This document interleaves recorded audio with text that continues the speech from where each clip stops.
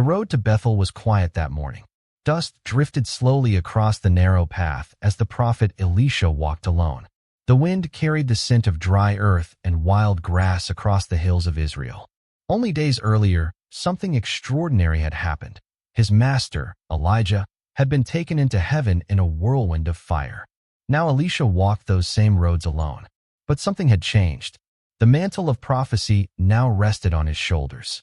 The power of God that once moved through Elijah now moved through him. Yet not everyone believed it. As Elisha approached the outskirts of Bethel, voices suddenly echoed from the hillside. At first they sounded like distant laughter, the careless laughter of youth. Then the shouting grew louder. A group of young men appeared on the road ahead. They weren't travelers. They weren't farmers. They had been waiting, their faces twisted with mockery as they surrounded the path. One of them shouted, "Go up, bald head." The others burst into laughter. "Yeah, go up," just like Elijah did. The insult echoed across the hills. It wasn't just mockery of a man. It was mockery of the God he served. Elisha stopped walking. Slowly, he turned around. For a moment, the road fell silent. The young men expected anger, maybe fear, maybe a helpless prophet walking away in shame. But what happened next would become one of the most mysterious and shocking moments recorded in the Bible. Because that day, the forest nearby would move.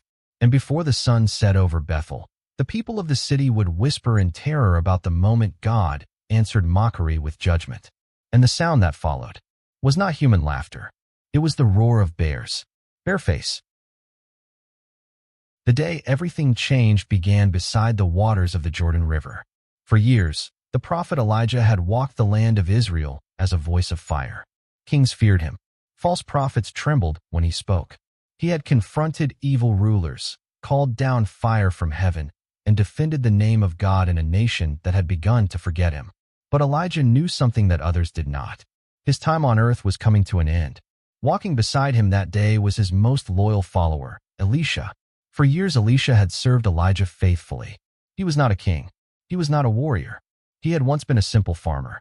Yet he had left everything behind when Elijah called him. He followed the prophet across towns, deserts, and mountains.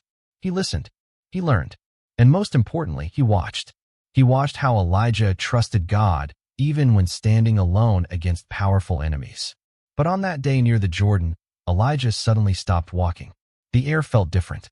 The wind seemed to circle around them, as if something unseen had begun to move across the land.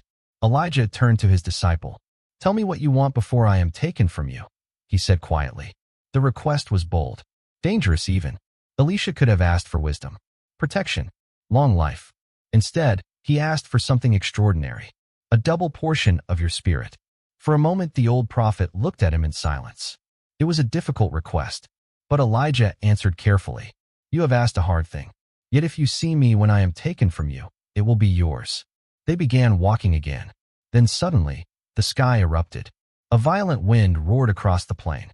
The earth trembled beneath their feet. From the storm appeared something no human had ever witnessed before. A chariot of fire. Flames burned across the sky as horses of fire separated the two men. The blazing chariot carried Elijah upward into the heavens in a whirlwind that tore through the clouds. Elisha fell to his knees. My father, the chariots and horsemen of Israel." Then Elijah was gone. The sky returned to silence. Only one thing remained on the ground. Elijah's cloak, the mantle of the prophet. Slowly, Elisha picked it up. At that moment, the weight of responsibility fell upon him. The man who had once followed behind Elijah now stood alone as the new voice of God in Israel. But many people were unsure. Could this quiet disciple truly carry the same authority as the great prophet Elijah? Even the sons of the prophets doubted at first. Elisha walked back toward the Jordan River, holding the mantle in his hands. The water flowed calmly before him. If the spirit of Elijah truly rested on him, the power of God would answer. Elisha lifted the cloak and struck the water. "Where now is the Lord, the God of Elijah?" For a moment nothing happened. Then the river split. The waters parted to the left and to the right, creating a path across the riverbed just as it had done for Elijah days earlier. The watching prophets gasped. There was no doubt now. The spirit that had once rested upon Elijah now rested upon Elisha. Word of the miracle spread quickly through the towns of Israel. Some people believed. Some people respected him, but others were not impressed, especially in a place called Bethel. Bethel had once been a place connected to the worship of God. Long ago, the patriarch Jacob had dreamed there of a ladder reaching into heaven. But generations later, Bethel had become something very different. The city had turned into a center of idolatry. False worship had spread through the streets. Many of its people rejected the prophets of God. In Bethel, the name of the Lord was no longer respected. And when news arrived that Elijah was gone, many believed the era of prophets was over. When they heard that his disciple Elisha was now traveling through the land claiming the same authority, some people laughed. Others mocked. To them, he was not a great prophet. He was just a bald man walking dusty roads wearing an old cloak. And so as Elisha continued his journey north toward Bethel, a group of young men in the city began planning something. Not a welcome, not a respectful greeting, but humiliation. They had heard the stories of Elijah being taken into heaven, and they had decided to turn that miracle into a cruel joke. When the lone prophet approached the city road, they would meet him there. They would shout. They would mock him. And they would show everyone that this so-called prophet deserved no respect at all. But none of them understood the danger of what they were about to do, because their laughter was not only directed at a man, it was directed at the God who had sent him. And soon, the quiet hills outside Bethel would witness something terrifying, something that would silence the mocking voices of the city, something that people would remember for generations.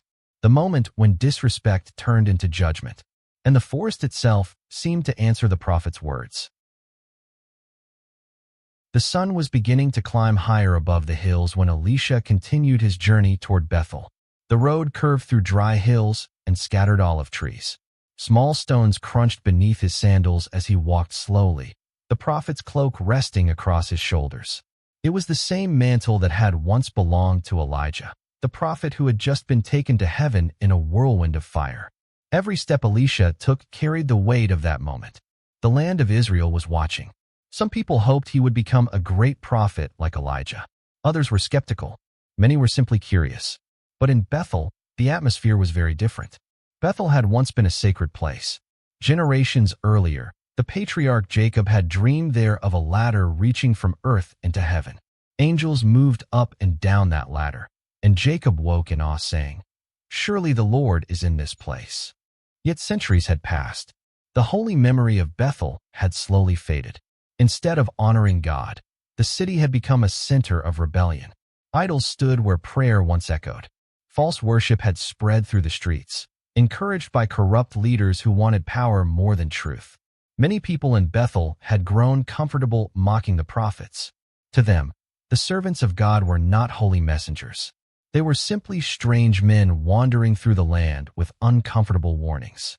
So when rumors spread that Elijah had vanished and his disciple was now claiming to be the new prophet, some people decided it was time for entertainment. Near the entrance road of the city, a group of young men gathered. They were not small children, as some people imagine. These were young men old enough to understand their actions, old enough to make deliberate choices. Many had likely grown up hearing their parents ridicule the prophets of God. Mockery had become normal to them. One of them kicked a rock across the dirt path. "So the new prophet is coming today," he laughed. Another leaned against a low stone wall, grinning. "The bald prophet." A few others laughed loudly. Word had spread that Elisha had little hair, and they saw it as an easy target for ridicule. But the insult they planned carried a deeper meaning than appearance alone. They had heard the story of Elijah being taken into heaven. The miracle had become famous across the region. But instead of inspiring fear or respect, these young men twisted the story into a joke. If Elijah went up to heaven, one of them said mockingly, "Maybe the bald one will try to go up too." More laughter. "Yeah," another shouted. "We should tell him to go up like Elijah." The group roared with amusement. None of them realized that their mockery wasn't just directed toward Elisha. They were mocking the miracle of God itself. And so they waited. Time passed slowly beneath the rising sun. Dust swirled along the road as the wind drifted across the hills. Then finally someone pointed down the path. "There he is." Far in the distance, a lone figure appeared. Walking calmly along the road was Elisha. He carried the cloak of Elijah, and his expression was quiet and focused as he approached the city. The group spread out across the path. They weren't hiding. They wanted him to see them. As Elisha drew closer, their smirks widened. Some began whispering to each other, barely holding back their laughter. Then one of them stepped forward. "Hey!" The shout echoed across the road. Elisha slowed his steps. The young man grinned. "Go up, bald head." For a moment the hills fell silent. Then the others joined in. "Go up, bald head." "Yeah, go up like Elijah." Their voices grew louder as they circled the road. "Why are you still here? Didn't your master leave you? Maybe heaven doesn't want you." The insults grew sharper. Their laughter echoed across the hillsides. To them, this was just a moment of entertainment, humiliating a traveling prophet in front of the city. But Elisha did not respond the way they expected. He didn't argue. He didn't shout. He didn't try to defend himself. Instead, the prophet stopped walking. Slowly, he turned around. The young men continued laughing, expecting anger or embarrassment. But when Elisha faced them, his expression was different. It was not the expression of a wounded man. It was the expression of someone carrying authority, the authority of the God he served. The laughter slowly faded as the prophet's eyes moved across the group. One by one, every mocking face, every voice that had shouted insults. The wind moved quietly through the nearby trees. Then Elisha spoke. His voice was calm, but the words carried the weight of judgment. In the name of the Lord, he pronounced a curse upon them, not out of personal anger, but as a declaration that their rebellion against God had crossed a line. The moment the words left his mouth, the forest nearby seemed to shift. At first it was just the sound of branches moving. Then something heavier. The young men stopped laughing. They looked toward the trees. The bushes began to shake. A low growl rolled through the air. And suddenly, two massive shapes burst from the forest. Two furious bears, bare face, charging straight toward the road. The laughter was gone. Panic replaced it instantly. The young men screamed and scattered across the hills as the bears stormed into the crowd. The quiet road outside Bethel erupted into chaos. What had begun as a cruel joke had suddenly become a moment of terror, because the God they mocked had answered. And the story of that day would spread across Israel as a warning that some lines should never be crossed. The screams echoed across the hills outside Bethel. Only moments earlier, the road had been filled with laughter. The group of young men had mocked the prophet Elisha, turning the miracle of Elijah into a cruel joke. Now everything had changed. The forest erupted with movement. Two massive bears burst from the trees, their powerful bodies crashing through the bushes as they charged toward the crowd. Panic exploded. The young men who had been laughing only seconds before suddenly scattered in every direction. Some ran toward the open hills. Others sprinted toward the road leading back into the city. Dust flew into the air as sandals pounded against the ground. But the bears were faster. Their heavy paws slammed against the earth as they stormed into the group. The roar of the animals echoed across the valley, a terrifying sound that silenced every voice. Chaos spread instantly. The mocking voices were gone. Now there were only cries of terror. The road that had been filled with arrogance was suddenly filled with fear. People working in nearby fields looked up in shock as the commotion erupted near the city entrance. Farmers dropped their tools. Travelers froze in place. Everyone turned toward the sound of screaming. "What is happening?" Someone pointed toward the road. "The prophet," something happened.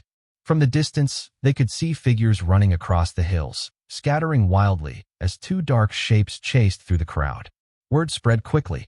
The people of Bethel began rushing toward the outer walls and roads, trying to understand the chaos unfolding outside their city. But when they reached the edge of the hills, they saw something that chilled them.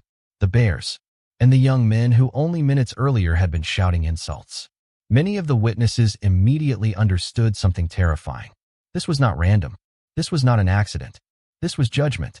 The young men had mocked the prophet of God, and now something unexplainable had happened. Whispers began spreading through the crowd. Did you hear what they were shouting? They were mocking the prophet. They told him to go up like Elijah. The name of Elijah still carried weight in Israel. Even those who rejected the prophets knew the stories of fire from heaven and the battles against false prophets. Now his successor stood on the same road, and suddenly no one was laughing anymore. In the distance, Elisha continued standing where he had turned to face the group. The prophet did not run. He did not shout. He simply watched, not with anger, but with the solemn expression of someone who had witnessed the consequences of defying God. The wind moved quietly through the trees again. Slowly, the chaos began to fade. The bears disappeared back into the forest, leaving the hills eerily silent. Only dust remained drifting through the air where the young men had once stood laughing. The people of Bethel stared in stunned silence. Some stepped back in fear. Others whispered prayers under their breath. No one dared approach the prophet, because everyone understood the same thing. The God whom Elisha served was not powerless. He was not silent, and he would not allow his name to be mocked forever. The arrogance that had filled the city only hours earlier suddenly felt dangerous. Parents pulled their children closer. Elders whispered among themselves. Merchants who had once laughed at the prophets now looked nervously toward the road. The story began spreading immediately through the streets of Bethel. From house to house, from market to temple, the prophet cursed them. The forest answered. Bears came from the hills. And with every retelling, the fear grew deeper. Because people began asking a question that had not been asked in a long time. What if the prophets were telling the truth? For years, Bethel had ignored the warnings of men like Elijah. Many had treated their messages like annoying noise. But now the city had witnessed something impossible to ignore. The authority of the prophet Elisha was suddenly undeniable. He was not just a wandering teacher. He was not just a follower of Elijah. The power of God was clearly moving through him. And the people of Bethel understood something else that day. Mockery had consequences. What had started as a moment of arrogant laughter had turned into a story that would follow the city for generations.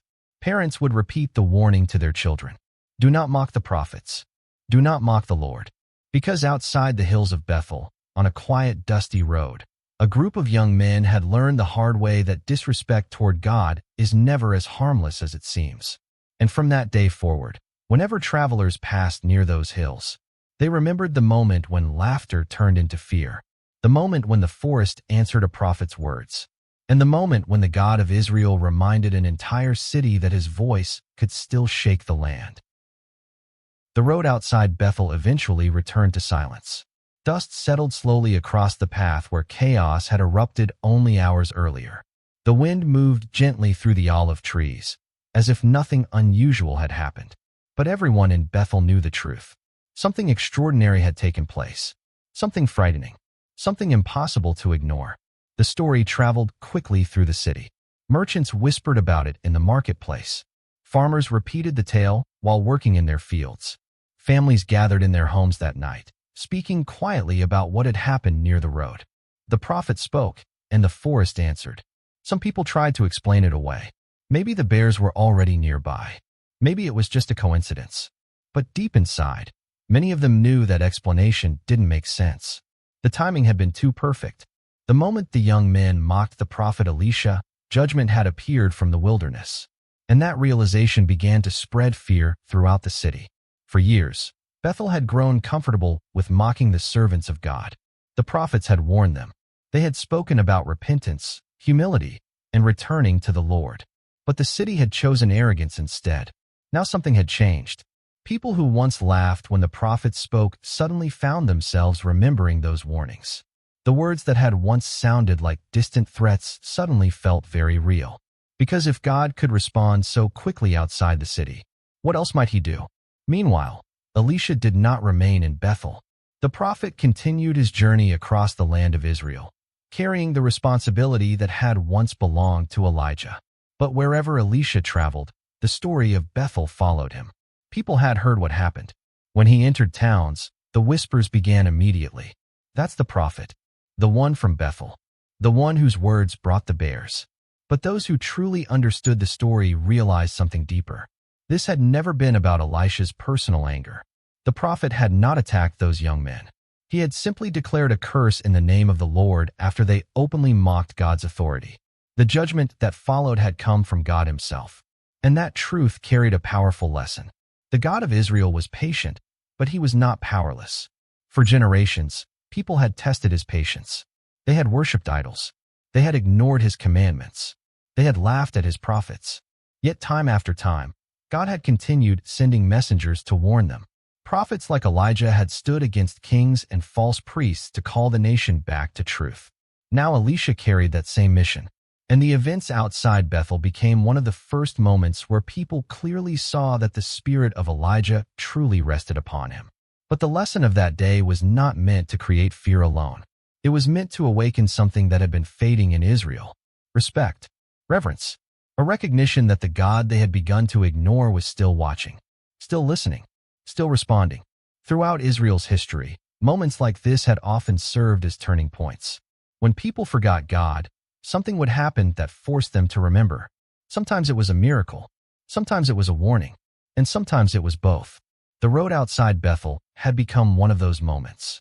Parents in the city began repeating the story to their children, not to terrify them, but to remind them of something important. Words matter. Respect matters. Do not mock the things of God. Because the deeper issue had never been Elisha's appearance. It had never been about his bald head or the jokes shouted along the road. The real problem had been something much more serious. The young men had mocked the authority of God himself. They had treated something sacred like entertainment. And that is a mistake humanity continues to repeat even today. Across generations and cultures, people sometimes treat spiritual truth as something trivial, something to laugh about, something to ignore. But the story from Bethel reminds us that faith is not a game. The God of Israel is not a distant idea or a powerless symbol. He is a living God, a God who speaks, a God who acts, and a God who expects his name to be treated with reverence. As the years passed, the prophet Elisha would go on to perform many miracles across Israel. He would heal the sick. He would help the poor. He would guide kings and rescue nations from danger. But long before many of those miracles happened, there was Bethel, the moment when the people of a proud city learned that mocking God's messenger could lead to consequences they never expected. And the story would remain in Israel's memory for generations. A reminder that sometimes the most powerful lessons begin with something small. A joke, a moment of arrogance, a few careless words shouted on a dusty road. As the years passed, the story from the road outside Bethel did not disappear. It became one of those stories that people repeated again and again across the land of Israel. Travelers carried it from town to town. Parents told it to their children. Teachers used it as a warning. And the name of Elisha began spreading throughout the nation. But something interesting happened as the story traveled. At first, many people focused only on the frightening part. The bears, the panic, the sudden judgment. Yet those who understood the deeper message began explaining something important. This story was never meant to teach people to fear prophets. It was meant to remind them to respect God. Because the real issue that day had nothing to do with Elisha's appearance. The young men had not simply laughed at a bald man walking down the road. They had mocked the authority of God himself. Their words were aimed at the miracle of Elijah being taken to heaven. Go up like Elijah. Those words revealed something deeper inside their hearts. They didn't believe. They didn't respect. They didn't care. To them, the stories of God's power had become nothing more than entertainment. And that attitude had been slowly spreading throughout Israel. For generations, prophets had warned the nation about this exact problem. People had begun treating sacred things casually. They listened to messages about repentance and laughed. They heard warnings about judgment and ignored them. They watched miracles happen and still chose disbelief. So the moment outside Bethel became a powerful wake-up call, not only for that city, but for the entire nation. Because it reminded Israel of something they had started to forget. God is patient, but he is not indifferent. Again and again throughout the scriptures, God shows mercy first. He sends warnings. He sends teachers. He sends prophets. Men like Elijah and Elisha were not sent to scare people. They were sent to guide them, to call them back before things became worse. And this pattern appears throughout the history of Israel. God warns before he judges. He speaks before he acts. The problem is that many people only start listening after something dramatic happens. And that is exactly what occurred after the events near Bethel. Suddenly, the nation began paying closer attention to Elisha. When the prophet spoke, people listened more carefully. When he warned about injustice, people remembered what had happened outside the city. When he called the nation to return to God, his words carried greater weight. The authority of Elisha was now undeniable. But what makes the story even more powerful is what happened next in his life. Instead of becoming a harsh or angry prophet, Elisha became known for something surprising: mercy. In the years that followed, Elisha performed miracles that helped ordinary people across Israel. He purified poisoned water so a city could drink safely. He multiplied food for hungry communities. He healed the sick. He helped widows who were about to lose everything. The same prophet whose words had once been followed by judgment now spent most of his life bringing healing and restoration. And that contrast reveals something beautiful about God's character.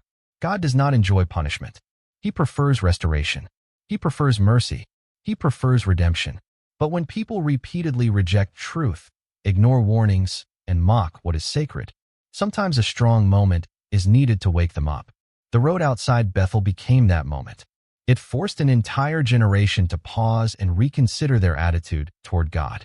Because respect for God is not about fear alone.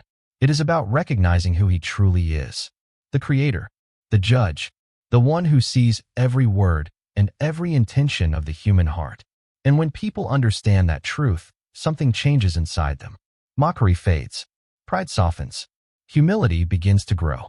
That is why the story of Elisha and the bears has remained in the Bible for thousands of years. Not to shock readers, not to create confusion, but to remind every generation of an important truth. The way we respond to God matters. Our words matter. Our attitudes matter. And sometimes the smallest moment, a joke, a careless insult, a moment of arrogance, can reveal what truly lives inside our hearts. The young men outside Bethel thought they were just having fun. They thought they were entertaining themselves for a few minutes. But their actions revealed something deeper, a heart that had lost its reverence for God. And that is a danger that every generation must guard against. Because faith is not meant to be treated lightly. It is meant to shape how we speak, how we think, and how we treat what is sacred. The story of Elisha reminds us that God's patience is real. His mercy is great, but His authority is also absolute. And when people truly understand that balance, their lives begin to change. Which leads us to the final and most important lesson hidden inside this ancient story.